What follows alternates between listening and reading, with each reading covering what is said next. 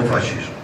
A securitização da vida, as agências, as empresas de segurança são das mais lucrativas do mundo, fazem com que nós, que nos sentimos tão inseguros, até queremos ser cada vez mais vigiados. E isto é o fim da dissidência. E é, portanto, extremamente grave para os nossos movimentos sociais. A última ameaça é recolonizar a diferença. Ao contrário do que podíamos pensar, o racismo está de volta e em força. O sexismo não tem nenhuma notícia do seu desaparecimento. A repressão da diversidade sexual está mais forte que nunca, através das novas ortodoxias e fundamentalismos religiosos que proliferam neste continente, como proliferam em África, como proliferam na Ásia. Portanto, nós que temos lutamos contra o colonialismo, e o português foi até muito tarde, pessoas como eu ainda puderam lutar contra ele, sabemos que as independências não foram o fim do colonialismo. O colonialismo está presente nas relações sociais. Não basta lutar pela igualdade racial, é preciso lutar contra o racismo, contra a indiferença que hoje essas diferenças fazem e que nos impedem de pensar o outro como verdadeiramente igual, nosso e solidário. Portanto, ao contrário do que nós pensávamos, a diferença está a ser recolonizada. E nós, nas nossas universidades, nos nossos centros de investigação, temos ciências sociais totalmente recolonizadas. Nós continuamos a dizer que a primeira universidade foi Bolonha, quando ela foi Timbuktu, na África. Nós continuamos a dizer que a filosofia vem da antiguidade grega, quando ela nasceu em África e no Oriente Médio. Nós continuamos a dizer que os sociólogos mais importantes são Durkheim, Max Weber e Marx, quando um dos mais importantes viveu no século XIV e é Ibn Khaldun, um grande historiador e sociólogo muçulmano do norte da África.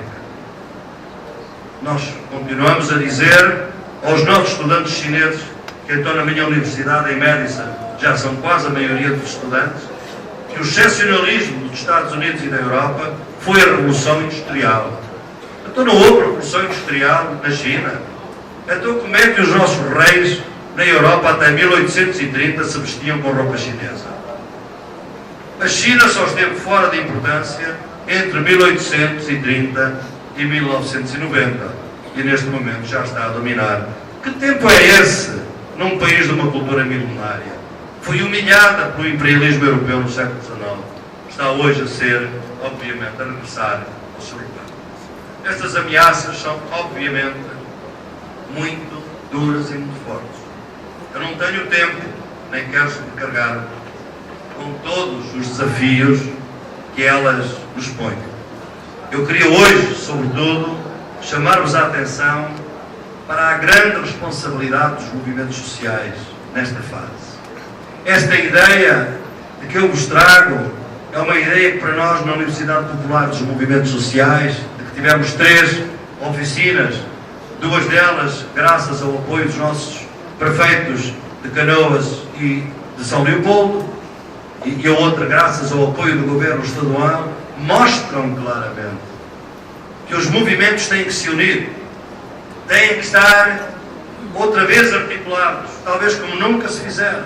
O movimento ecológico, o movimento indígena, o movimento de mulheres com o movimento operário, o movimento operário com o movimento dos direitos humanos, o movimento dos direitos humanos com o movimento da economia solidária, todos eles têm que estar cada vez mais unidos, porque os desafios, as ameaças estão unidas e articuladas. Quais são as nossas 3 grandes palavras? Porque obviamente iria demorar muito tempo a definirmos os desafios um a um.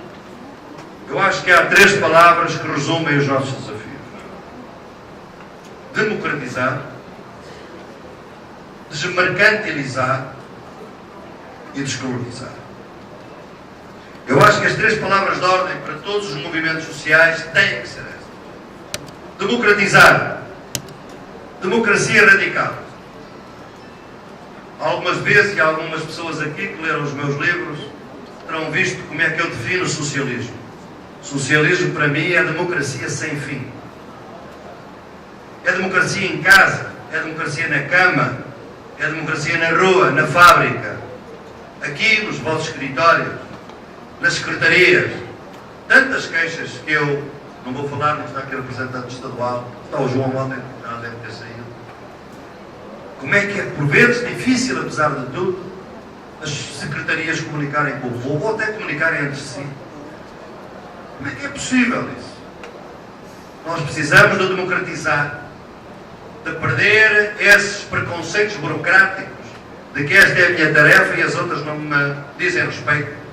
Porque todas dizem respeito a servir os cidadãos, que são eles que servem, são eles que criam as condições para que haja, obviamente, governos democráticos. Mas a democracia tem que ser também uma democracia local, tem que ser uma democracia que eu chamo transescalar, local, nacional e global.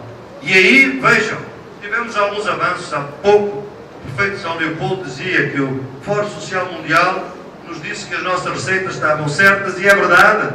Vejam esta ironia. Quando nós aqui em 2001 falámos que era preciso submeter as transações, sobretudo financeiras, de moedas, não todas, à taxa Tobin, isso foi considerado o maior relheirismo, o extremismo de esquerda de todo este fórum, porque isso irá suicidar os mercados financeiros. A taxa Tobin é hoje proposta pelo Durão Barroso, Presidente da Comissão Europeia, e vejam, por Sarkozy. Portanto, pode ser que não seja a mesma taxa, apesar de ter o mesmo nome. É bem possível, tal e qual como a democracia participativa do Banco Mundial não é igual à nossa, que nós queremos praticar e aqui em Canoas, de uma maneira tão extraordinária, se vai fazendo. Mas o que nós estamos a assistir é que esta democratização é importante. Porquê? Os partidos têm que entender que não se tem um monopólio da representação política. E nem sequer os movimentos já são também os únicos, com os partidos a representar. Neste momento, para além de partidos e movimentos, há presenças. Presenças coletivas na rua. Há presenças que ocupam aqui prédios em Porto Alegre, alguns deles ameaçados de serem desalojados pela Copa do Mundo, ou pela Copa do Mundo 2014. As pessoas são mais importantes que a Copa.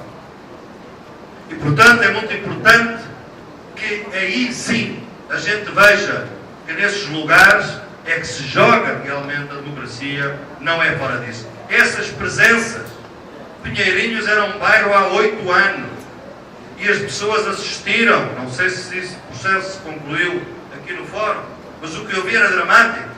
As pessoas presas num campo de concentração chamado Centro de Triagem, porque eram presas, não podiam sair, a assistir pela televisão aos bulldozers a entrarem no seu bairro e a destruir as casas. Porque eles queriam arrasar tudo no mesmo dia. Estado de Direito, Brasil, 2012. Não temos que nos orgulhar disto. A segunda, obviamente, é desmercantilizar. E aqui as cidades têm um papel enorme. No sentido de tirar do comércio vivências, atividades, sociabilidade, transportes, saúde, educação, na medida do possível. A cultura, que está totalmente hoje concentrada numa certa americanização comercializada, ela também é hoje a resistência. Em São Leopoldo, os grandes hip-hop sem fronteiras, eu não posso deixar de anunciar esta é a minha fraqueza. Nós vamos ter no dia 26, às 10 horas da noite, em São Leopoldo, um show onde os jovens aqui das periferias musicaram um livro de rap que eu escrevi. A letra, as rimas, fui eu que as escrevi, foram eles que as musicaram, e vamos ter esse show. É essa cultura que vai buscar ao americano, mas que tenta realmente revolucionar. Estão hoje aí pontos de cultura, muito financiamento para os municípios. Para onde é que ele vai?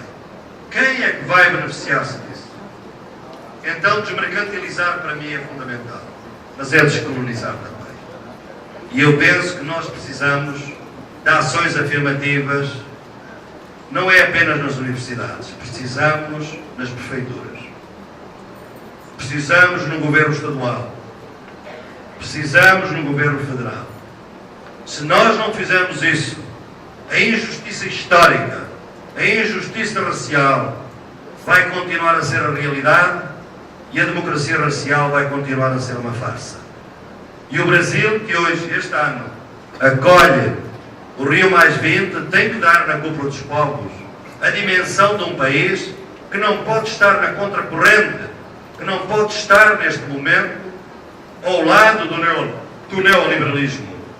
Não pode orgulhar-se de maneira nenhuma do Código Florestal. Não pode orgulhar-se neste ano, nem em nenhum ano, do Código Florestal. Não pode orgulhar-se de querer abreviar os tempos do impacto ambiental em nome da celeridade, mas atropelando os direitos dos povos que vivem nas comunidades. Portanto, eu penso que não podemos ter uma visão muito rosa. Todos sabem que eu sou um otimista trágico. Isto é, sou otimista, mas muito consciente das dificuldades. E digo-vos, esta década vai ser mais difícil para nós do que foi a primeira década do milénio. Vai exigir líderes mais esclarecidos, mais imaginativos e movimentos sociais mais aguerridos, mais na rua, mais convencidos que se não foram eles a mover-se amanhã, teremos guerra e destruição. A luta contra o fascismo social faz-se nas instituições e faz-se na rua nessa forma criativa e muito rica de defesa de uma democracia sem fim. Muito obrigado.